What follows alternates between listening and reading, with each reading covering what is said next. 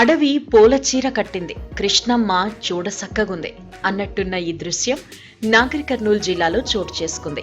అందంగా కనిపిస్తున్న ఈ ఊదారంగు పూలు ఏ రైతు తోటలోనివో అనుకుంటే పొరపాటే.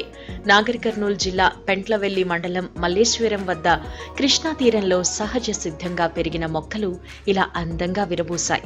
నదీ పరివాహక ప్రాంతాలలో పెరిగే ఈ ఔషధ మొక్క శాస్త్రీయ నామం క్లియోమ్ చెల్లిడోని, తెలుగులో అడవి ఆవాల మొక్కలంటారు అని వృక్షశాస్త్ర సహాయ ఆచార్యుడు డాక్టర్ సదాశివయ్య తెలిపారు.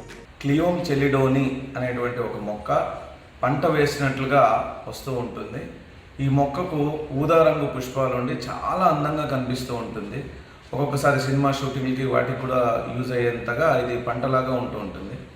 అయితే ఈ మొక్క ఎందుకు నదీ పరివాహక ప్రాంతాల్లో ఎక్కువగా వస్తుంది, నల్లరేగడి భూముల్లో ఎక్కువగా వస్తుందంటే, ఎప్పుడైతే నదుల్లో ఉన్నటువంటి నీళ్లు తగ్గిపోయాక ఆ తేమ ఉన్న ప్రదేశాల్లో ఇది ఎక్కువగా పెరగడం దీనికి సహజంగా ఉన్నటువంటి లక్షణం.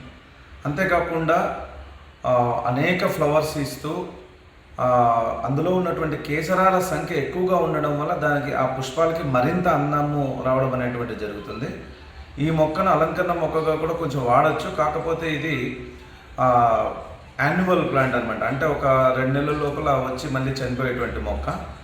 దీన్ని ఔషధంగా కూడా ఇతర దేశాల్లో వాడుతున్నారు, మన దేశంలో కూడా కొన్ని ప్రాంతాల్లో వాడుతున్నారు. ముఖ్యంగా తలనొప్పి, తర్వాత చెవిపోటు, కీళ్ళవాతము ఇటువంటి వాటికి ముఖ్యంగా వాడుతున్నారు.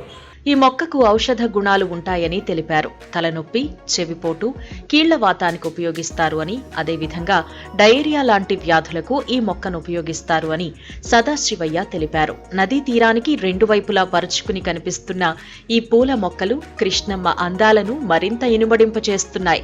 కృష్ణా తీర ప్రాంతంలో నీళ్లు తగ్గినప్పుడు వాటిలో ఈ మొక్కలు పెరుగుతాయని, ఇవి 2 నెలలు నదీ తీర ప్రాంతంలో ఉంటాయని అక్కడి ప్రజలు చెబుతున్నారు. మల్లేశ్వరం గ్రామం, పెంట్లవెల్లి మండలం, నాగర్ కర్నూలు జిల్లా.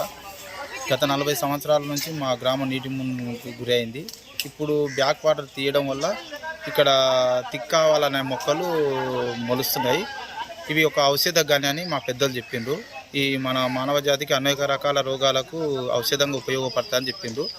వాటి ఎట్లా ఉపయోగపడతాయని మాకైతే తెలియదు, కానీ ఇది ఒక ప్రకృతి ఆహ్లాదకరంగా ఉంటుంది. అందువలన ఇక్కడ ఎంతోమంది టూరిస్టులు వచ్చి మంచి పర్యాటక కేంద్రంగా ఇక్కడ సందర్శించి పోతుంటారు. అదేవిధంగా ఇక్కడ సినిమా షూటింగు, సీరియల్ షూటింగ్ కూడా జరుగుతుంది. ఇది దృష్టిలో పెట్టుకొని ప్రభుత్వం దీన్ని గుర్తించి ఇది ఒక పర్యాటక కేంద్రంగా తీర్చిదిద్దుతుందని ఆశిస్తూ